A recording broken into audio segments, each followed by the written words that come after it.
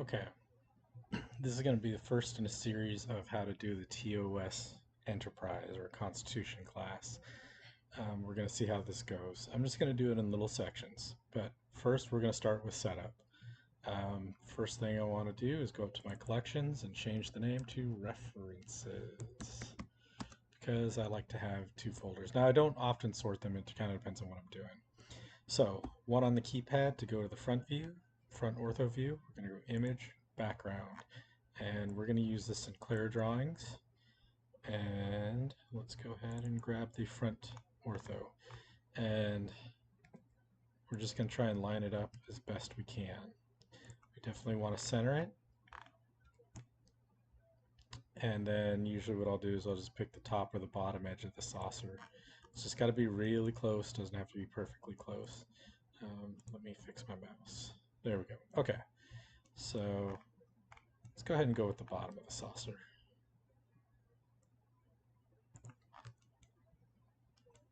Okay, now we can hit Shift D to duplicate it. Right click, hit RZ180, and then hit Shift 1 to go to the rear view. And because these drawings are done like blueprints, they're on the same line, so we don't have to adjust the vertical, just adjust the x-axis to get it centered. Okay, now we'll do the side view, image, background, and we'll go to the Sinclair drawings.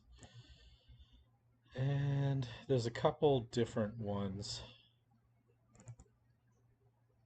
that you can use. Use this one because it's got the inside of the nacelle. We're going to use that later for referencing stuff down the line. The reason I like the Sinclair drawings is he does these cutaways, like the green line here, that show you the inside of things, inside of the saucer. And he does that on a few spots here, so you can see where things intersect. Not many people do that, so that's very helpful.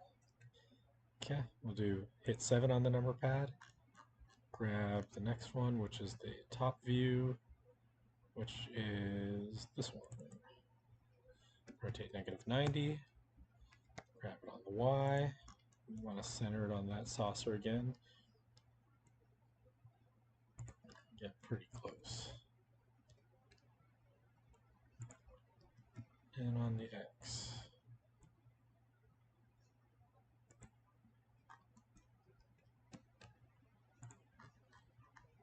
Okay, and then same for the bottom image. And the nice thing about perfectly round saucers is they have a center.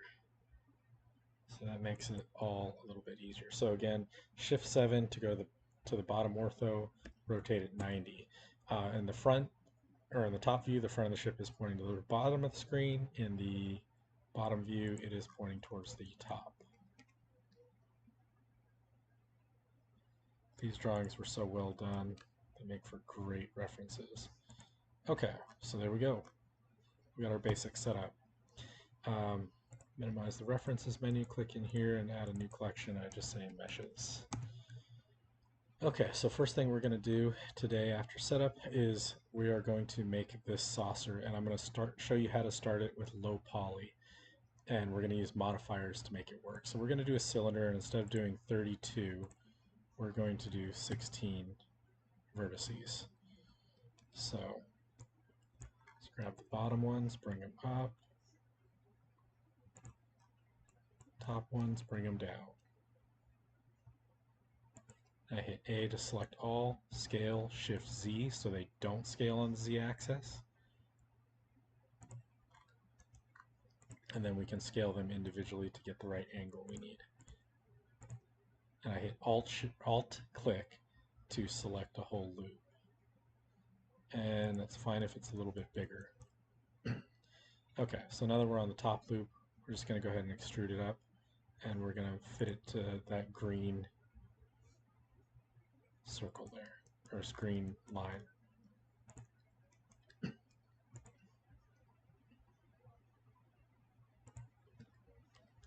And you just add in Shift R to add in loop cuts here and there to really get things where you need them to go. I put in a couple circles on the top, even though it's flat, just so when we subdivide it, it doesn't get weird artifacts going. And you just kind of go to the outside of the lines, and we are going to adjust some of these once we add the surface subdivision. And I realize I just did something wrong, but that's okay. I'm going to show you how to fix it. We're going to go ahead and drop this down, and we're going to select this outside circle, hit S, Z0, and that'll even them out. And then we can just go ahead and, they're pretty close actually. Okay, so let's go ahead and just continue filling it in. So it kind of follows the lines of the hull. Now this is where we go to the side view, because we got something interesting going on in here.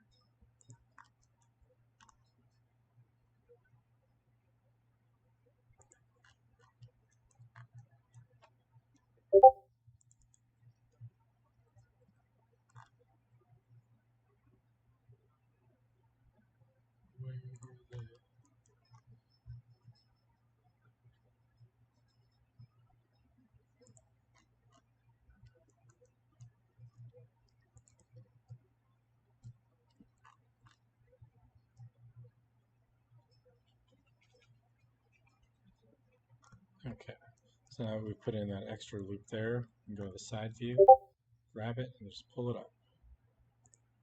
And then you just add in more loop cuts till you can, again, follow the line. Actually, I'm at the bottom.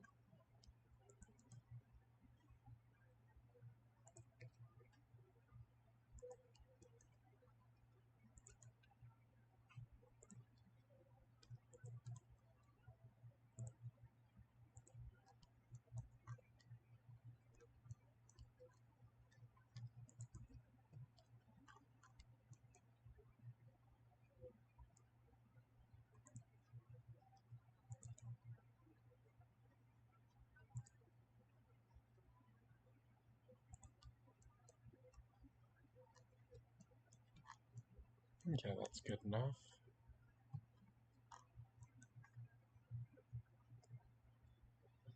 I'm going to show you a little secret. So on the actual model of the Enterprise, there's little tracks in there.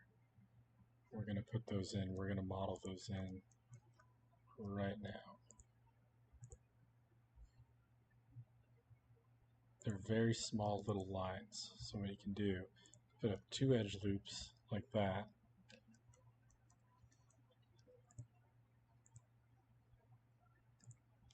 And we're going to extrude those out. So I go to 3 and then select those faces, extrude, scale, shift Z, and that just pulls them in like that. And go back to 1, extrude down, scale, scale, extrude and scale, extrude and scale, extrude and scale. Okay. So first thing I want to do is I want to grab these lines here. So you go into 2 to go edge select, and you can grab those 4 and those 4 there. Hit N, turn the mean crease up to 1.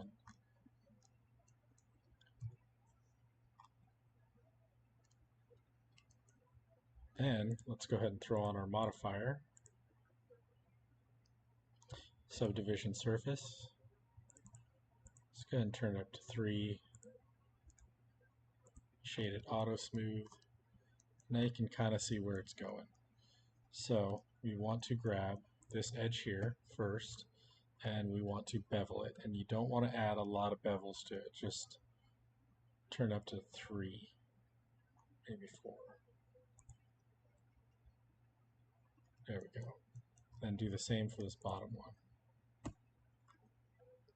Let's try and match the curves to what you see on your screen.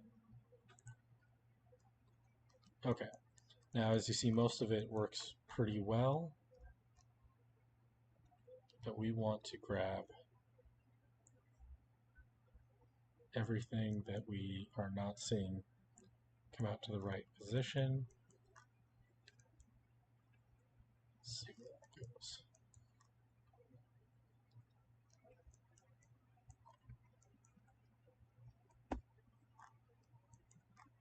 Let's do it like this. Shift, Alt, Shift, Alt will select all those lines. So we want those. I think we want this one here. Yeah, Scale, Shift Z.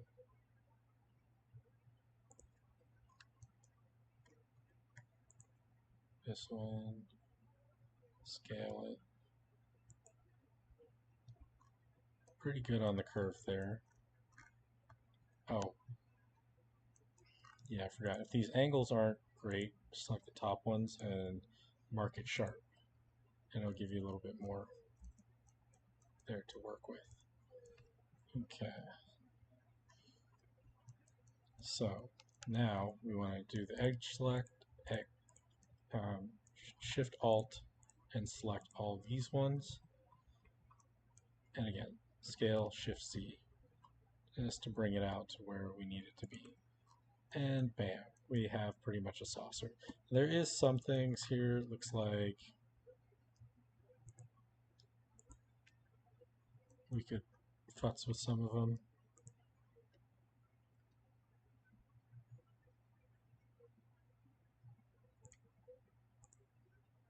A little bit, just to get that line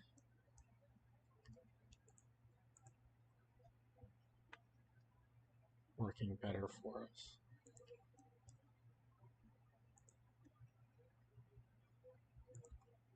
Yeah, it's a little bit better. That's about what we need. That's good enough. So there is your saucer section. Simple, quick, and easy. As you see, if you get up real close to it, like you might see some artifacts around the edge or the faces with the subdivision set at 3. You can always turn that up in the render mode to be more subdivided and smooth.